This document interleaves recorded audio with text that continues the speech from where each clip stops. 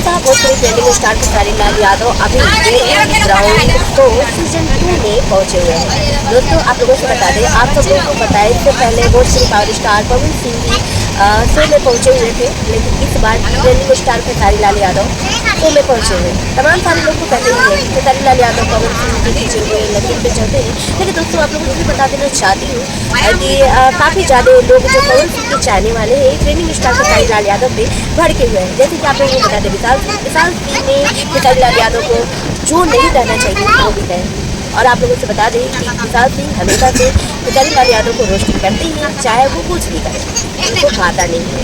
बस विशाल सिंह को दो ही लोग खाते हैं, पवन सिंह और मनीषा रानी की शो में जाकर वे सब चाहे जो कहना है कहने, जो करना है करिए, किसी से बेइज्जती हो जाए कुछ भी हो जाए उनको चलेगा, उनके बारे में कोई कुछ ना करे। लेकिन आप लोगों को बता दें वही trending star Khesari Lal Yadav season 2 के बैटल ग्राउंड सीजन 2 शो में पहुंचे हुए हैं। आगे देखते हैं होता है क्या, बहुत ही ज़्यादा मजा आने वाला है।